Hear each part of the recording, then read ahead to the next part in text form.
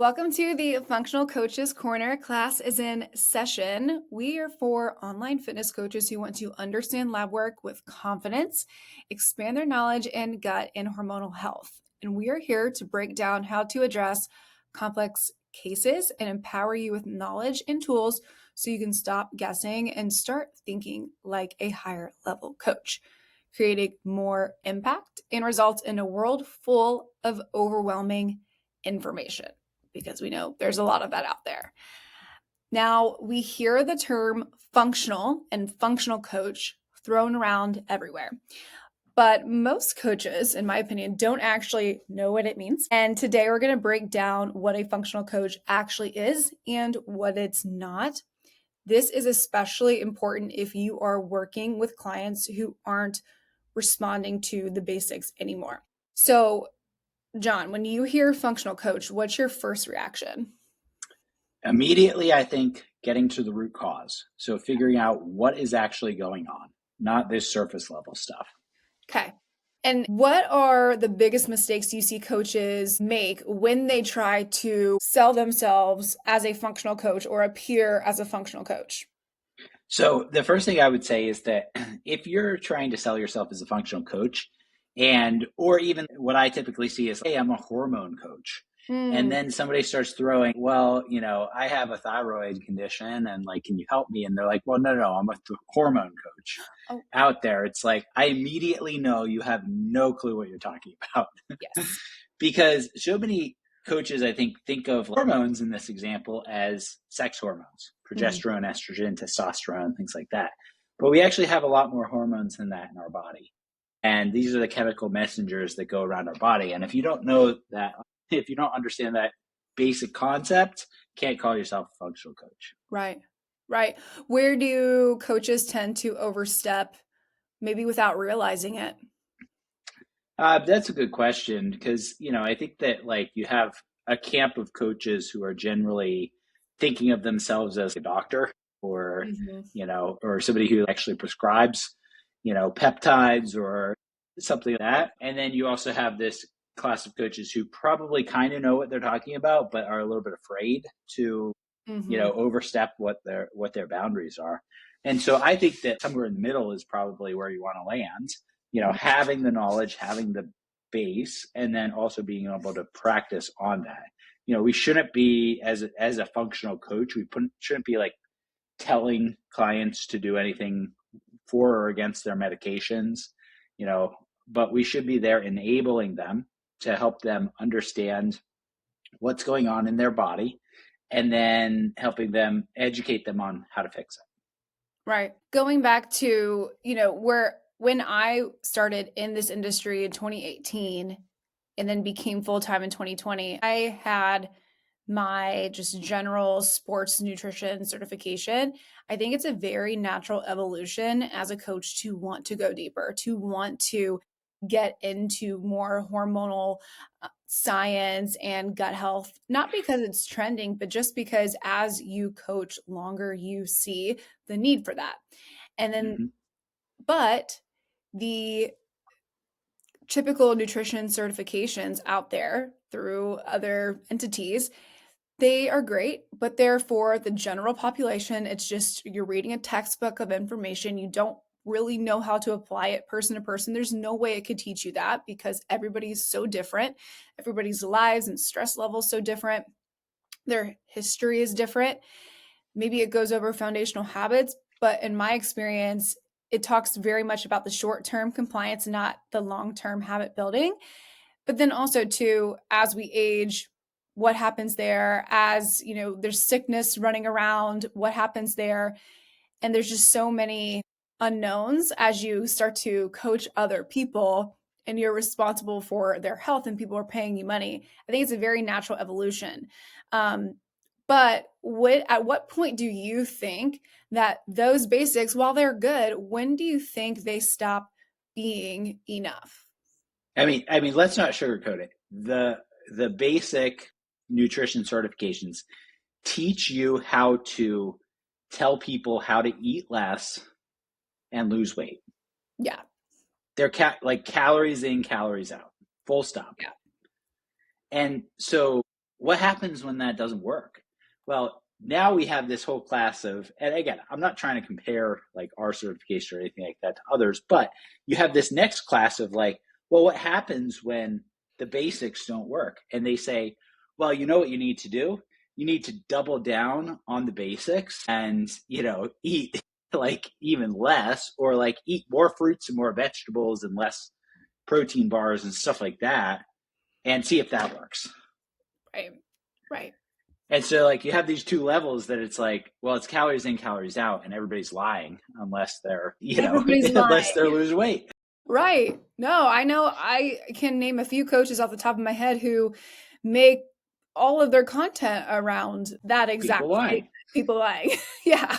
And there's a lot of research that says a lot of people lie, Sure. right? Like if we go off the research, like a lot of people, I don't want to say it's lie. Actually, let's take a step back, right? Because it's so much deeper than that. And so like this is even where I get a little bit wrapped up when somebody is like trying to tell me like, it's a thermodynamics equation, and this person, you look in their history and like they've never had to really lose weight. Like maybe they started strength training and like lost some fat and stuff like that, but like they were never like, way overweight, like Yeah. 50, 100 pounds overweight. And so, there's plenty of people out there who are struggling with weight loss who are actually, eating according to their, Right. 500 calorie deficit on a TDE and all that stuff. So anyway, I think that, what there is there's a big emphasis on this like calories in, calories out. And I think that that's super important. That lays the foundation. But we have so many other pathways in our body that are not explained by that. Mm. So you have digestion, you have hormones, not just sex hormones, but there's other hormones. Mhm. Hope this might enlighten some people who are listening to this, but you have your thyroid hormones, which really influence weight loss, and simply just taking thyroid replacement if your thyroid's low typically doesn't end up helping weight loss. You have adrenal hormones and things like that as well. So looking at the whole person as an individual and understanding like, so maybe they are underreporting, Mhm. but why are they underreporting? Are Mhm. their hormones out of balance? Are their hunger and satiety hormones out of balance and things like that? Mhm. That's what we really want to look at. If we call this maybe the third level, first level is like calories in, calories out. Next level is like clean calories in, calories out. Third Mm. level is more so like, yeah, we got the clean calories in, calories out, but there's usually something further. Right. And I was going to ask you, when you realize that the basics aren't enough, I was going to ask you if you had any certain moment in your career where you were like, light bulb, I have to go deeper. Because I have a story. I remember I took on this athlete, and he was an athlete. He was competitive jujitsu. I was really excited to work with him. We had a long history together of me training him in person. I brought him on because he needed help with nutrition. And he said, yeah, just to let you know, I do have Hashimoto's. And I asked him, I said, well, what's that? And I was so embarrassed. I never wanted to feel like that ever again. You just have those moments in life where you're like, oh my gosh, I'm so embarrassed. This feeling is so icky, and I will never feel like this again. Mark my words. And that's why I love helping other coaches, because I know how it feels just to feel so stupid. Because but I just didn't know. I just didn't know. Yeah. And this was a long time ago. I mean, this was back in like 2018, 2019. Things have evolved since then. So I just didn't know if you I had mean, there was a time where I didn't know what Hashimoto's was for too. sure. So yeah. For sure. But a Um, client being like, you don't know what that is? Well, it's a quick way to like, well, first of all, I mean, I assume he worked with you, but it's also a quick way to kind of just like distance that client and immediately feel as though, this might not be the right coach for me that's gonna Mhm. give me results, which is fine. I Mhm. mean, I am great friends with and follow a number of people online who really do just focus on better habits, eating Right. appropriate amounts of food, balancing your macros, workouts, things like that. But, for me, I think like noticing deeper things was probably starting with yours truly. The N is one experiment of, losing a lot of weight in my life. And then like, I'll go to like digestion is a good one. Like I didn't realize I was like always kind of constipated like my whole life. And, Mhm. I would probably like, this is 10 years ago. And really the whole life, more than 2 or 3 years ago, maybe 4 or 5 years ago. Um, you'd go between like, loose bowel movements and like hard pass bowel movements and never feeling completely fulfilled and stuff. And then, I started learning more and more about digestion and realized that's not normal. And I would imagine 50% of the country probably goes through Sure. that, but you just feel like it's normal because it's what happens to you every day. Sure. You might ask a doctor. Doctor says, yeah, same thing happens to me. So it must be normal. And once I started digging into that, I was like, wow, like you can actually like feel a sense of relief after going to the bathroom, and it can be well formed and all of that stuff. And so for me, realizing that like these different processes in your body should be like, they are signals. For a Mhm. lot of people it's digestion. For women a lot of times it's their period. Mhm. Is it coming every month? Is it normal, like not light, not heavy, no, minimal cramping, bloating, things like that. Others, it could be like, like a brain fog. Others, it could be inflammation, joint pains. Like these are all signs that your body's out of balance. And, Mhm. the coach should be the person there asking questions as to what's out of balance. Because a doctor, when you go to the doctor's office, and again, not everybody goes to the doctor's office. That's a whole nother conversation. But Mhm. when you go to the doctor, they're like, what's going on? And even me, I walk to the doctor, I'm like, nothing. They're like, why are you here? I'm like, for a physical. They're like, all right, let me listen to your heart. Sounds good. Blood pressure looks good. Lose some weight. I'll see you in a year. It's like, all right, thanks, Doc. See ya. And I walk out. I'm like, oh shit. Like I'm tired. I'm not sleeping well. Like I can't lose weight. And you don't bring these up, but the coach should be bridging that, like, hey, let's hear everything that's going on, and actually ask questions as to what's going on, and maybe highlight these things. Yeah. Partner with the client on, hey client, when you go into the doctor, let's bring these things up. Right. And that's where being a functional coach is more of a partner in your client's health. And so if we're looking at, okay, a functional coach isn't just giving somebody a meal plan, isn't just giving somebody a training plan or exercise plan and just having calls with them weekly just to like catch up on life. It's truly looking at their intake of their food, like their actual food quality, not just fitting things in your macros, so food quality, auditing their lifestyle, their stress, their recovery from their training. Like you talked about adherence. And then we consider things like patterns. Okay, you're not sleeping well, and then we have poor digestion, and then you start to make these connections where as a client they're like, "Oh, cool, my coach is actually looking a level deeper." And none of these things, I haven't even talked about hormones yet, Mm-hmm. but I'm still connecting these dots that they otherwise would not have connected. And so I think that is a beginning step to being a functional coach, is looking at the big picture. Then we start to look up, red flags, and then potentially we get into tools like lab work and being able to help them decipher their own lab work and different avenues that way. What do you feel like? So now we're a functional coach. Okay, so we know a little bit more about hormones, we know a bit more about gut health, we're more so making connections. I sometimes find that functional coaches can also get ahead of themselves. What do I say? Not look for problems. And I think that when you first start getting into the functional coach space, I know I was very guilty of this. Every little thing was a problem, every little thing Mm-hmm. we could think of. And then you have a laundry list of supplements that your clients need to order, and they're overwhelmed. And then you're thinking, oh, wait, what phase of nutrition are we actually in? And we start to get overwhelmed. So, what's the first thing that you want a functional coach to just slow down on? The biggest turn off for me, I think, is when people start pushing supplements. And Okay. like, even if I'm if I respect somebody that I, even on social media, that I follow, and all of a sudden they start saying like, wow, these like performance peptides are Mhm. changing the game and I've lost 15 pounds of inflammation in 30 days. I have immediately discredited every single thing they say after that.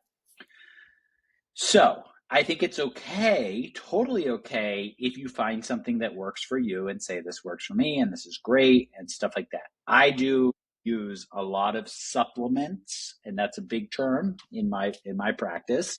And there are a lot of things that I think are amazing, but these are evidence-based research supplements. Mhm. And so blowing some of these things out of proportion, that to me is a little bit of a turn off, and I Yeah, think for a it's lot of their own clients it is too. agenda. Exactly. And Mhm. so that's the first thing that I kind of like I look at and say, like, hang on. Now that also goes to, like, if I have a client that comes to me with a whole list of supplements that was given to them by a functional medicine practitioner, that's a turnoff for me too. And I'm like, hang on, like, let's go through each one of these and ask why. Very often, and again, in subsequent, this will mean something to a lot of people. It means something to you, Kayla, but so many times I have clients come to me who worked with like a functional provider and they're taking like, they've been taking oregano oil and, like a microbe killer for like a year. And like they were told it's good, like ongoing maintenance. And they're like, they don't really understand why their digestion hasn't really improved and things like that. And so we don't want to be taking these things for longer than 2-3 months at a time, max 2 months at a time. So I immediately know that like something's going off with some of these things. So that's kind of like a immediate like red flag, if you Mhm. will, Mhm. that I see, like the supplement overkill. Now that also comes into the fact that like a lot of times we can start with the basics. Like Mhm. everybody wants to jump in and say like, I know the next like magic pill, and they're going to be like berberine. Here we go, nature's Ozempic, like what everybody calls it. And I do recommend berberine a lot, but like they're going to be like, you know what, you have like A1C and you must be insulin resistant, so you should take berberine. And it's like, well, hang on, 5.3 A1C might be a little bit suboptimal, but it's by no means like stopping you from losing weight. Mm. I think it's something deeper. Maybe they have a history of under eating and their metabolism is shot. Maybe they have a thyroid condition. Maybe their actual hormones, their sex hormones or adrenal hormones or thyroid hormones are off. And so like that's where we need to like really, really dig deep, as opposed to like, your A1C is 5.3. We said, our reference guide says it should be under 5.2. That's why you're not losing weight. Like, why are we wrapped up on that Right. when somebody's still living, off of coffee and, Yeah. not a lot of sleep? Well, it's they have the reference range. Maybe they got it from somewhere of optimal or functional ranges, and then they're just looking at numbers in silos instead of making those connections. And so as a functional coach, especially a new functional coach, you're like, okay, cool. I see the red flag solution, red flag solution, red flag Yep. solution until you have 10 different solutions. Like, let's just like figure out where the root cause is. And I think that's a good wrap up as to where functional coaches just need to put their time and budget their time is finding the actual root cause and not just treating like the number. Yeah. Not It's treating, like, treating is not the right word, but just looking at the number. yeah, it's finding that one thing Mm-hmm. that is going to move them along this week. Right, right. So that brings me to a different point where the industry is headed. It's 2026 as we make this lesson, and we have seen a huge shift in just the last few years. I mean, potential clients are more educated, whether it's the right education or not, just because of TikTok and Instagram and social media. There's more quote unquote biohacking noise. That's a big term going around now. GLPs, peptides are a big thing, wearables, Oura Ring, Apple Watch. So we're getting more information that we didn't even know Hormone was out there. therapy. Yeah. Yes. And then just access to getting lab work done with a click of a button instead of being able to, or instead of and going to a doctor's Yeah. office and maybe taking like months to get in to a specialist. You can just go to a website where they draw your labs. You just go to your local Quest or LabCorp. So there's just so much at your potential clients' fingertips that no one is talking about. No coaches, I won't say no, but a lot of coaches are not paying attention to that because they're like, oh, that will fade and basics Yeah. matter. And I'm like, that's sorry, that's not selling because potential clients, they want to go deeper and they want to learn more. And I will even say that even athletes, because we train athletes, athletes are the worst at this because they're thinking like there's 10 things are wrong with them. So they're doing all of these different tests. And so that has been a huge, huge shift in the industry. I mean, anything else that comes to your mind, John, when you think of how the industry has changed just in the last 5 years? Yeah, I mean, it's the self-enablement is going to be the future. So when I say that, your clients are going to be coming to you, whether they're new clients or existing clients, and they're going to, if it's an existing client, they're going to hop on the call and they're going to be like, oh, by the way, I got this biome test that I did last week or whatever. Here's the results. And Well, there's what should I Instagram ads change? for all of these things. Yep. So they're gonna give that to you, and maybe you're on a call with them, or maybe you actually have a minute to like digest it before you send them a video and things like that. But they're gonna expect an answer, and they're gonna expect analysis on that. Mm. And if you can't do that, they're going to then go to a functional provider, and they're gonna pay $200 to $2,000 to meet with them, and good, bad, or indifferent, give a supplement plan, most likely, and then possibly some advice that counteracts what you are going to tell them. Mm. So that's where the world's heading. I mean, Mhm. I have had so many calls recently with people who already have blood work that they've done. You have Function out there that does 500 or so different biomarkers twice a year. So if somebody comes on a sales call with you and they say, I have this lab work and like these 20 things are off, what do I do about them? They're going to, and you're like, well, we're gonna work on macros and training, and that's not really my scope of practice. They're gonna say, okay, cool. Well, I know somebody else that I'm gonna go to Exactly. who can help me understand that. I'm gonna go type in functional hormone coach on Instagram and just see who pops up. Yeah. See who has the most followers, the most client transformations, who's actually talking about it, and they're gonna go with them. Yeah, and even if it's like an analysis thing, they can plug it into Chat GPT. Chat Mm. GPT is going to say these 25 things need to change. And then they're going to want to ask you, or a human being, how do I do that? What should I do? Translate this for me. So you've got that. I've had a number of clients who come to me with Dutch tests already done, GI maps already done. And so this is where the industry is going. Like we are, both Kayla and I go to multiple conferences a year, and kind of like are seeing this change. And so much self enablement that you got to be ready to handle it and be able to be nimble. I get various different gut tests that come across my desk all the time. So, and a client who spent $500 on one of those is not really keen on wanting to do another one in the model that you want to do. Mhm. So this is where you got to learn and be nimble and things like that. So they talk about, and I say I talk about social media gurus, fitness business coaches. Let's talk about that for a second. In 2026, there's so much push for AI.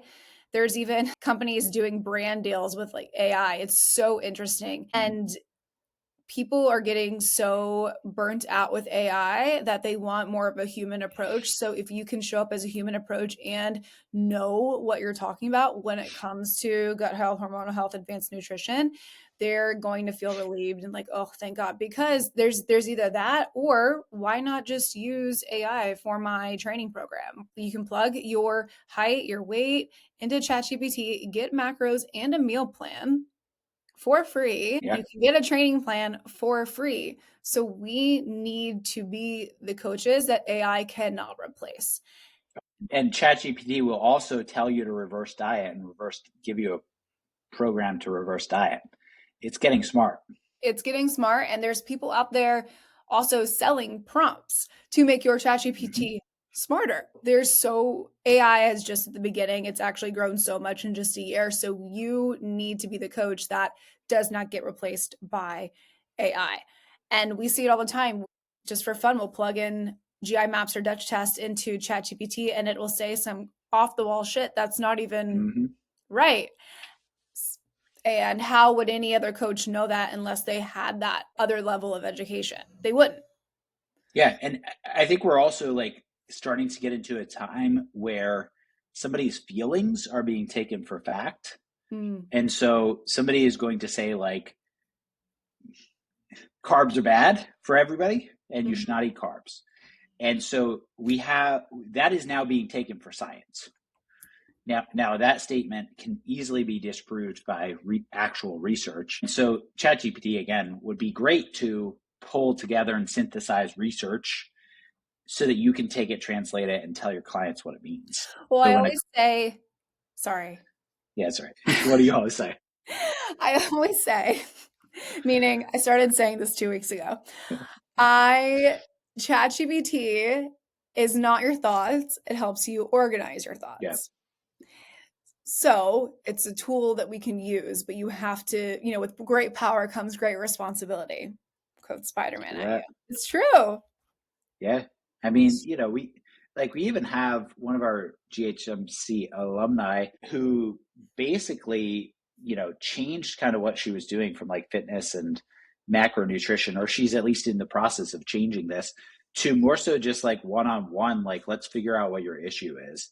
And so she's leveraging, obviously, like macros and fitness and stuff like that are a component of this, but Mhm. she's leveraging, research, and she's leveraging testing and things like that to then hop on a call and understand and partner with her clients to understand what's going on and come up with a game plan of how to Mm. tackle that every 2 weeks or so. Doubled her prices. And We That's crazy. We'll talk more about our students within gut and hormone mastery, the rest of this season because eventually, we do have a lot of really cool examples for you guys on how you can put this into your practice in a not very overwhelming way because I know I was very overwhelmed when I started getting into all of this back in 2020 and things were not organized and that's when things were starting to explode and so we yeah, have a lot of cool things coming up for you guys as far as what is possible for you in 2026. Like me and John are very passionate about making sure that we